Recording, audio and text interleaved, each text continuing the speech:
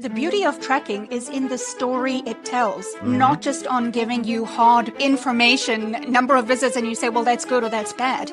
That information needs to inform what you're going to do, what steps you're going to take to make it look the way you want it to look so that you can achieve the goals and the targets that you set for yourself. Every measurement that we're speaking about today, it's not just to know the figures, it's to know the figures and then understand what do I need to do because of that. So if you have a high volume of people falling off in their third week, something needs to be done. Always, whenever we speak about tracking, it's always, yes, we want to track the numbers, but we want to understand what story is that telling and what decisions do I need to make because of it. Welcome to the Super Clinic Project Podcast, where we take regular clinic owners and turn them into cash-based multimillionaire entrepreneurs. Warning, if you're a doctor who listens to this podcast regularly, you will make millions of dollars. Do not listen to this podcast unless you want to be a successful clinic owner who helps thousands of patients achieve their health goals and adds more money than you can imagine to your bank account. You've been warned. Welcome to episode 116 of the Super Clinic Project Podcast, where we give you the exact tactics, strategies, and mindsets that you need to fulfill your destiny by helping thousands of people in your community and dominating your market in your life. I'm one of your hosts, Rory Morgan, along here with Jennifer Gligoric and Tracey Sundkvist. And by the end of today's episode, you will know exactly how to retain patients longer and make your clinic more profitable. So what we're going to be doing is we're going to be continuing our conversation from the last few episodes about the patient journey.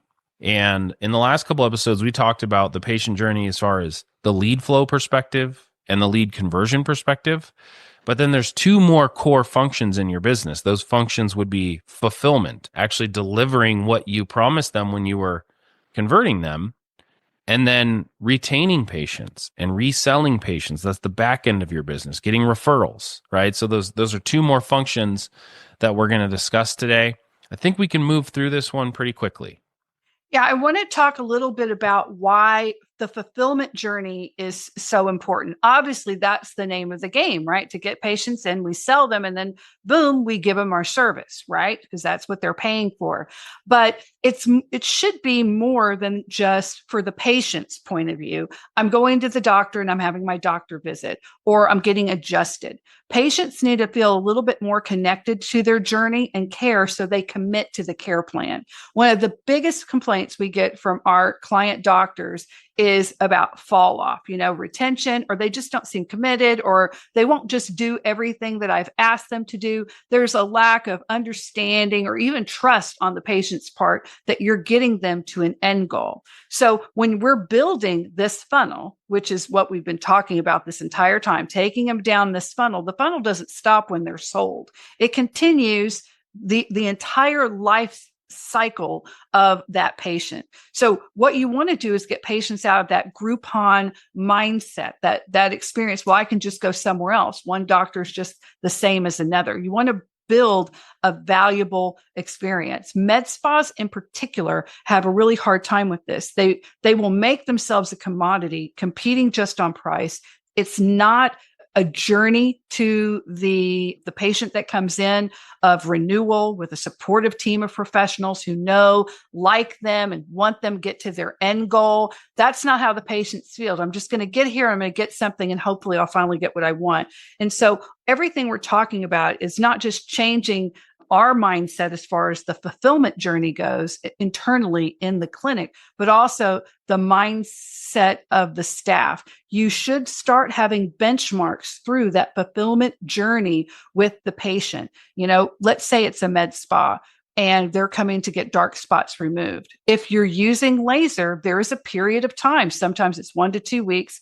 The dark spots or hyperpigmentation gets worse. In some people, it turns black and then it crusts, it falls off, and then there's new skin. If you don't really educate them and continue to support this education, that can be very jarring for them. And then they have a negative experience. And most clinic owners will say, well, yes, that makes sense. We do something. We send them home with a pamphlet We're talking about seeding it more in and following up with them, maybe adding in a phone call, adding in some emails, because what you're doing through fulfillment is you're preparing them for the next stage with you. It could be wellness with chiropractic care or functional medicine. It could be continuing to go to you because you're their trusted beauty advisor for other things that they need and even other services that you have. You want the patient to think, why on earth would I go anywhere else? They understand me. They're here with me. They're constantly communicating with me. And the great thing about that is if you have a set journey, then you can automate a lot of these tasks. And it can just make it on your end, it's easy, but for them, they're getting this constant support from you. So I wanted to seed that in. There's a reason we're doing it. If you do it well, patients stay with you for longer, they're happier, they're more apt to refer to you and give you new business, and then to upsell to anything new or cross-selling along the way. Yep. Yeah. And I think just what you want to keep in mind from when you understand your business. I don't care if we're talking about a roofer. I don't care if we're talking about Xerox copy machines. I don't care if we're talking about a chiropractor. There's only 3 ways to grow a business. Okay. You can get more clients or more patients. You can charge more for your service or your treatment or your product, or you can increase the frequency of purchase. That's the only things any business can do, right? So sometimes you hear about the wisdom of how valuable certain businesses are, right? Certain businesses that are able to be sold for really high multiples, they're almost always recurring revenue businesses, right? They have a monthly subscription. Well, why is that so valuable? It's because the frequency of purchase is high, right? They purchase more often. They purchase every month, and the person needs this subscription. A business like life insurance is an extremely valuable business. It's hard to get clients for life insurance, right? It's hard to get the leads and make the sales, but then once you have them, holy cow, they're paying you for 20 years. They're not going to stop. And so what we want to do is we want to take that wisdom and we want to understand that what we're talking about today is increasing frequency of purchase, and we're talking about increasing overall like price, basically, right? When they'll purchase more things or more valuable stuff, right? So I just want you to understand that from the business concept is that your clinic is a business, right? And something that Jennifer said, which is like she mentioned med spas have a particular issue here, which is I think you probably over the last few episodes have bought into the concept of you want to be a trusted advisor.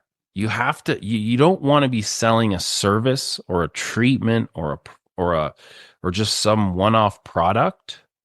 Right? A good example of this in the med spa space was Botox. Well, Botox is a really obvious one, but there was vials. There was one that popped up. I want to say it was like 10 years ago, which was Cool Sculpting. And Cool Sculpting was such a big deal for a while.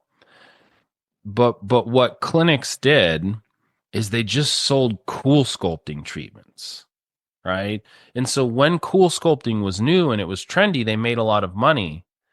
But that's all that they were selling was Cool Sculpting treatments. And so they never really developed loyalty, and they never took that Cool Sculpting and they put it into a more cohesive package, right? They didn't take all of these pieces together and say, I'm going to get you this end result. It was just, they were just selling treatments, right? And so once Cool Sculpting became a commodity and everyone in your city had it, then it was just became a race to the bottom, right? And then there was competitors that came in. There's M-Sculpt and M-Sculpt Neo and Cool Sculpt Neo and all of these different versions, right? And it just became a commodity.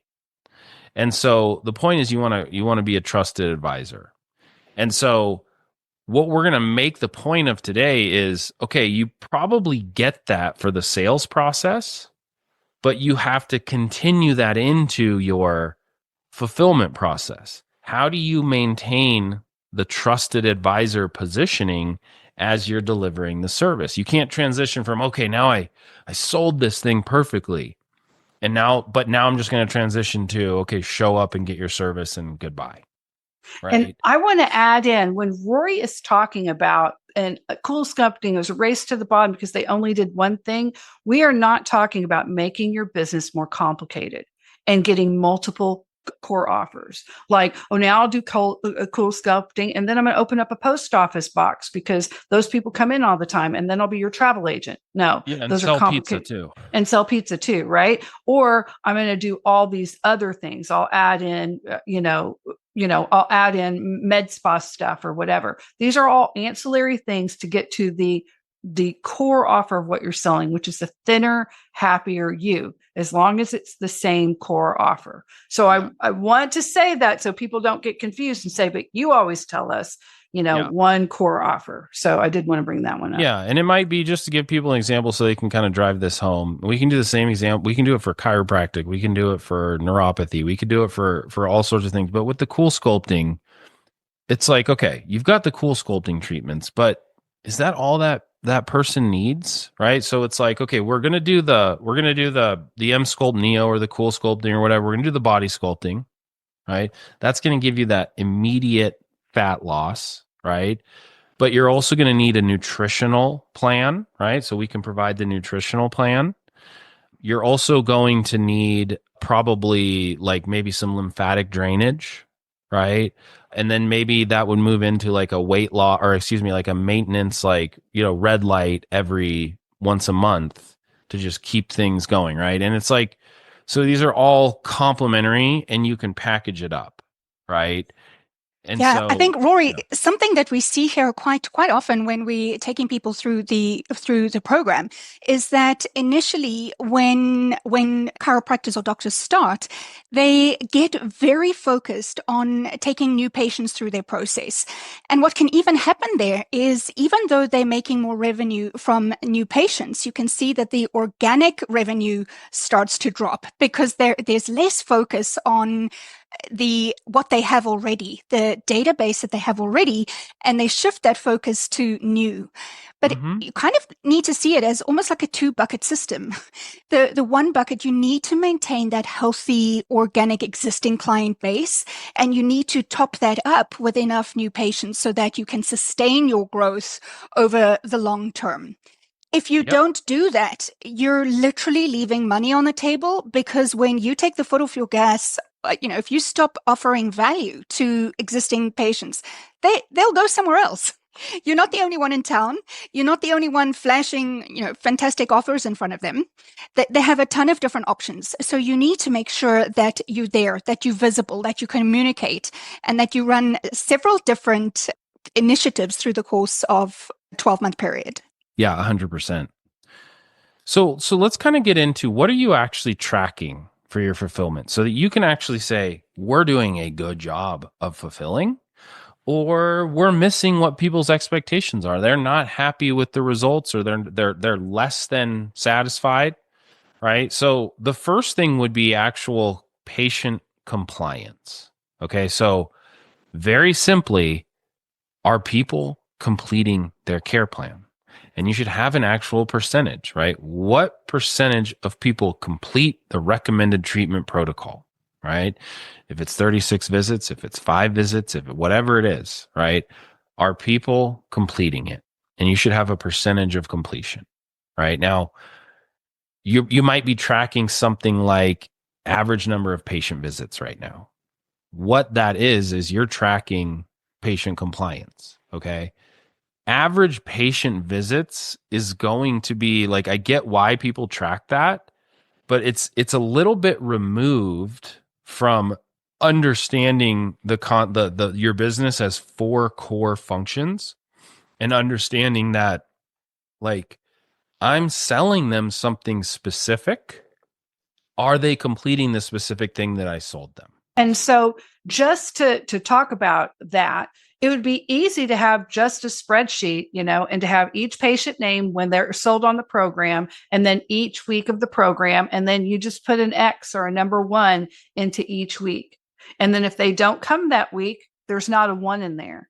And over time, you can look at that and you can see, well, it looks like, we have a lot of patients that are leaving us in week 6 or week 7. You can actually start to get a percentage rate, like 100% of patients who start the program show up for week 1, but only 99% show up for week 2. And this is where we're at, so that you can build something into that process and go, I wonder why that is. You can ask yourself that question and go, well, this is usually when the hyperpigmentation, if it's a med spa, it starts to, scab up and fall off. And maybe they think it's uneven. They get a little freaked out. We're not giving them enough support to let them know that that pink skin is going to turn into good skin. And we're about to put them on a medical grade skincare program that's going to even them out, and they're going to just be glowing. Right. Or this is when someone with sciatic pain, it tends to hurt a lot more. You get that people who use stem cells and other things, there's a period of time where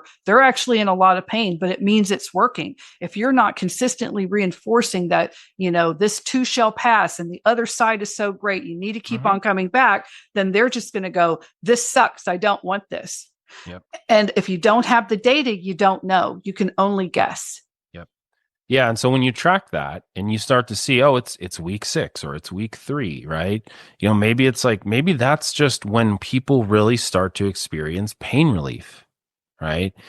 And it's like, hey, I have a lot more mobility in my knee or my back, and I'm sleeping better. Like, this is where I start to feel good. And that's all I wanted, was to feel good, right? So what you can look at is be like, okay, it's week 4.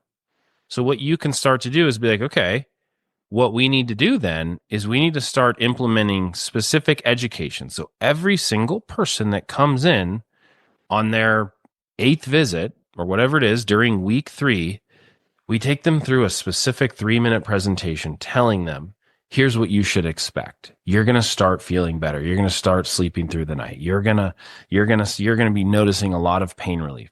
Here's why you're noticing it. Here's what's going on in your body.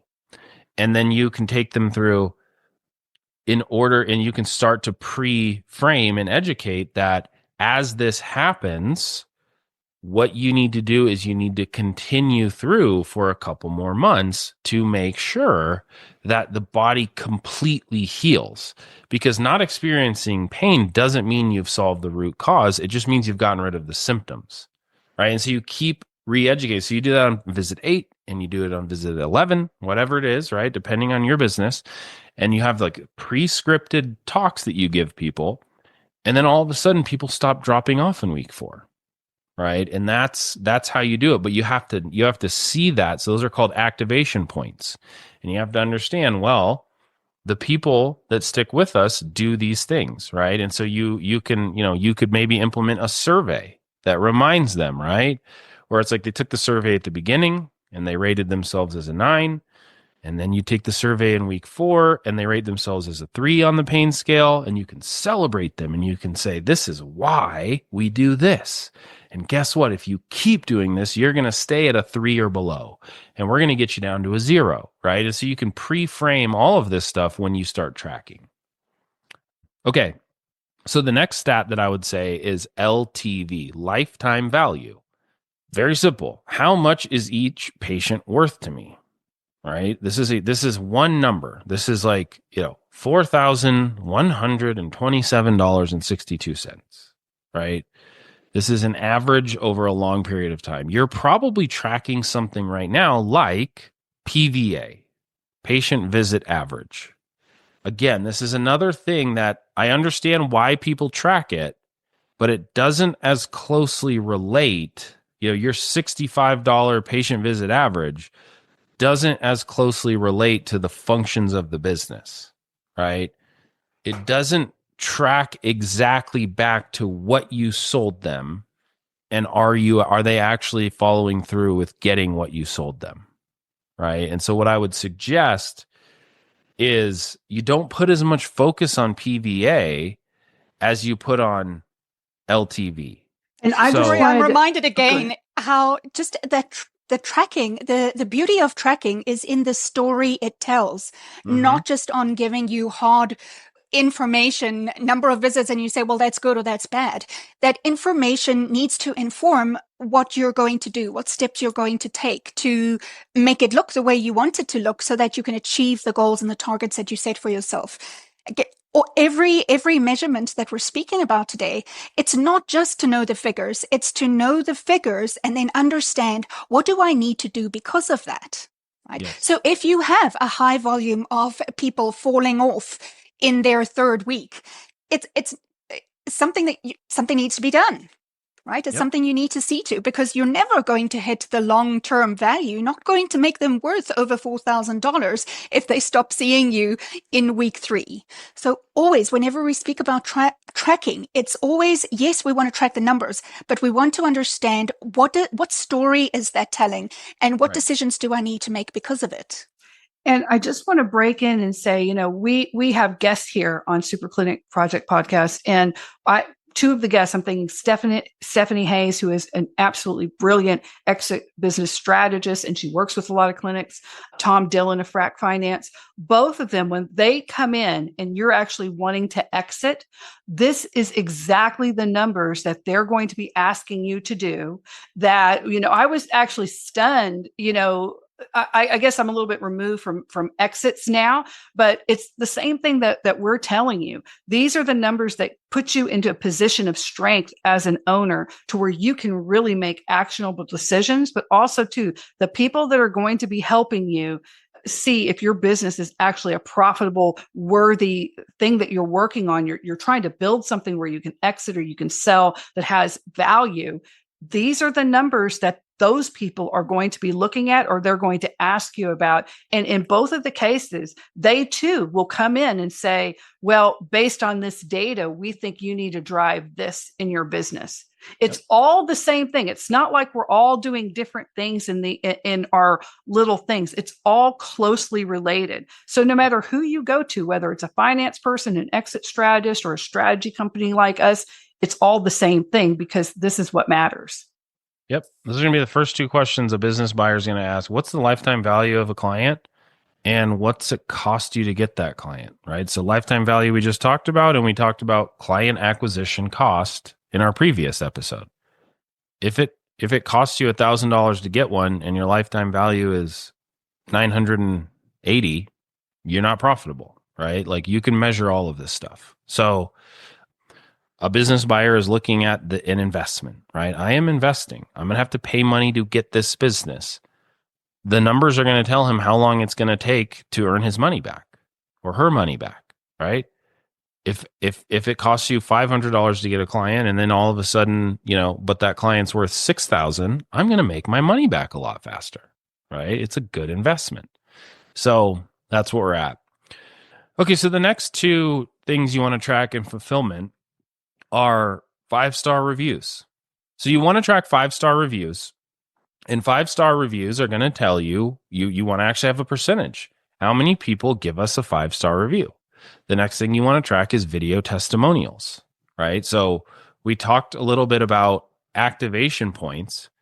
What you can actually do is you can look at your journey and you can see, when are people most happy, right? Maybe it's after 10 days, they actually start to see felt benefit, noticeable differences in their skin, noticeable reduction in pain within 10 days. Well, what you can now do is you can say, okay, at 10 days, because we know that a very high percentage of our clients experience this, that's when we ask for a 5-star review. That's when we ask for a video testimonial, right? But you have to track this to know when that is. Maybe for you, it's after, maybe it's like functional health, and it's like a more of a arduous journey of like really finding what's wrong with their gut and getting rid of inflammation. Maybe it's at month 3, but you build that into your process and you say, this is where we ask for a review. This is where we ask for a referral, right? But you can't do that unless you're tracking it. So, but those are the big ones. And if you measure those things, you can know I'm doing a good job on fulfillment or I'm not doing a good job, right? And then you can set a goal and say, okay, we're at 1 out of 5 patients gives us a 5-star review. Our goal is to get to 3 out of 5, right? And you can say, okay, we're going to do these things to change that. And then for the back end of your business, that fourth function, which is retention, referrals, resells, upsells, right? You want to track referrals. So you need to actually have a target for how many referrals do we get for each patient. The reality is the best businesses in the world, they are at least 1-to-1, right?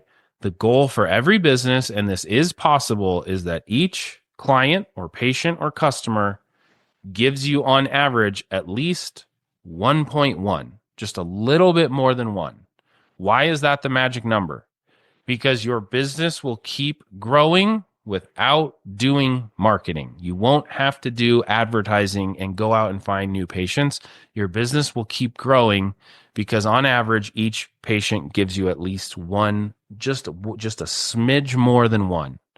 All right. So if it's 1.1 and you get 10 new patients, that means those 10 new patients will give you 11 new patients the next month. Right. So that's what you want to understand. That's what the goal needs to be. And again, we already talked about, well, when do I ask for referrals? Well, you've got to figure that out based on your new patient journey. But the thing that I would emphasize here is it's not that every patient gives you 1. Some patients aren't going to give you 1. That's okay. But there are going to be other patients that give you 10 or 5, right? There's always these super referrers, right? What you need to do is you need to figure out what is my process that I'm taking them through so that I maximize it, so I can get the most possible. The next statistic that you want to track is retention onto your maintenance plan or your VIP plan, your ongoing wellness plan, whatever you call that. You need a percentage. So what percentage of people, once they complete their care plan, sign up for the next thing, right? I get my once a month adjustment and it's a yearly membership or a monthly payment, right? Because now you have that recurring revenue. And that person who started by paying you $3,500 for their care plan, well, now it's a lot less. Now they're only paying you $150 a month, but they're still with you. They're giving you that recurring. Right? And for med spas, this can be your medical grade skincare. It can be hormones that people need every single month. Once they get their weight, usually there's a hormone treatment or nutritional supplements or different skincare things, red light therapy. There's a whole wealth of different things that you can use, and they can come back just to you month after month. Yeah. And it's like you can include things in there, like you get one maintenance laser treatment every month or every 2 months, right? Or it's like, hey, there's a supplement. You get I give you the best price on this supplement that's going to keep your skin looking nice or going to keep your joints feeling good, right? And it's like you're including value. It's not just that you're throwing this like, hey, I need to get them to keep paying me. You make it very clear, like, we made progress. We changed your skin. We changed your mobility. We changed your pain situation. Now let's keep it this way. And that's all you have to do is continue with this plan, right? So that's the next thing you're tracking. And then this is very similar. It's very closely related, but it's cross-sell, right? So a good example of this is, I think we might have mentioned this on a previous episode, but we have a client that does HRT for women, right? And it's a very common side effect that after a few months of increasing, they have a higher testosterone level because of the hormone work that's being done.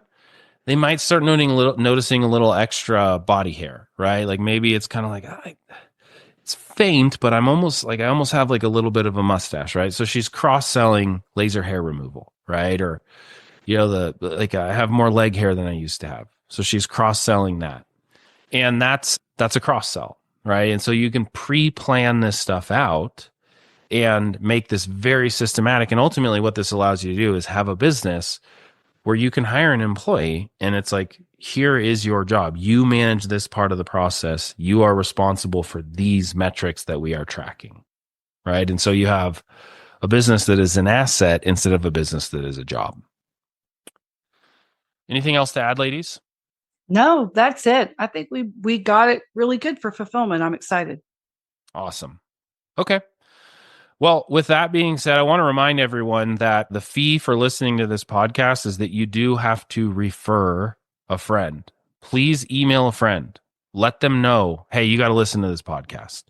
This podcast helps me understand my business. It's a game changer. If this is valuable to you, share the love. We're providing it for free of monetary charge, but there is a fee and you've got to pay the fee. So please do that. And then go to superclinicproject.com. Make sure that you subscribe to the podcast and join our mastermind where the three of us, as well as Dr. Zaino, will show, like, you can download these documents. You can download these systems. You can learn all of this stuff and get all of that access to all of this. You can try it free for 14 days and, learn how to grow your clinic to multiple $100,000 months in there. So with that being said, thanks for your time and we'll see you on the next episode. You've been listening to the Super Clinic Project podcast. If you like what you hear, subscribe and stay tuned for further episodes of the Super Clinic Project podcast.